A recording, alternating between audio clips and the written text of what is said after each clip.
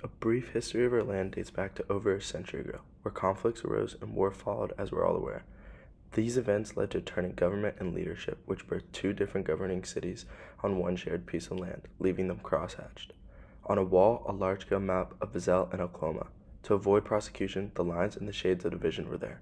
They were total, altered, and crosshatched. They separated the two different cities, making it visible to see the border lines of where there is a crosshatch to differentiate the two.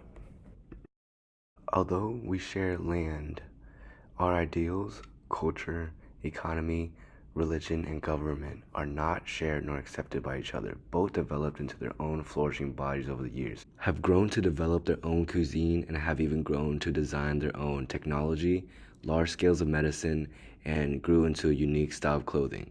They would know, at least in outline, key signifiers of architecture, clothing, alphabet, and manner, outlawed colors and gestures, obligatory details, and depending on their beige teacher, the supposed distinctions in national physiognomies.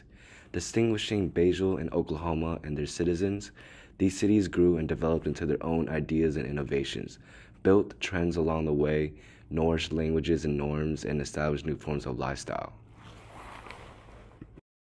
Over the years of being separated, these cities have grown to have their own significance and symbolizations of what they have achieved and what they are known for: monuments, buildings, museums, artifacts. These figurines are to represent what each city means to the people and to express what their city is about. We passed between ancient age modeled roadside stone pillars. The one on the eastern side of the road was the only one I should see. It was Oklahoma, and the other is in Basel. They were one of the city's controversial, disputed loci.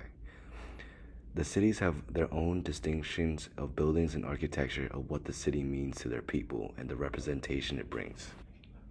Moments like these are never as successful as promised. They tend to cause places and civilization to move backwards and cause confusion with economy and government.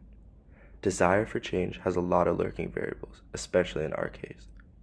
There are no legal socialist parties, fascist parties, religious parties, or legal unifications within our city. Opening these up would flood our foundation with protest and radical behavior. There is evidence in this, for example. The same issue is beginning to happen in China currently. Taiwan is not a part of China and don't claim or recognize themselves as such. If they were to unify, there would be strong ethnic tensions, similar to what would begin in our two cities. Any attempt of such would likely result in economic reprisal by one or both communities, which would be catastrophic to both cities. Similar cases all present the same outcome. Experts always elaborate on details on what would be beneficial or not, although in most situations the cons outweigh the pros. Each of these cities have their own way of dealing with government regulations with what is known as breach. Breach is a governmental distinction that is a borderline between two cities and is forbidden for anyone to interact or get involved with that is not from within their own cities. This power is made to keep the city under control and to be for their own city. If everyone would cross it and disobey, the cities would cease to exist and would become one, which is why it is important to have a breach to keep these own cities in order. We would not want interactions between the two cities because it could lead to conflicts and wars. Ultimately, unification will limit our two cities more in line with damaging the economy and even the minor details of housing and schooling. Unification will add unwanted issues and just replace the issues that didn't exist before. There's never a perfect balance to anything. Unification will be a damaging request to fulfill. Where would our city stand? Whose language would die off? Whose governing body would adjust or take over? Law and religion would cause breaks in culture that would continue down a slippery slope, which in turn our people and cities would be divided once more.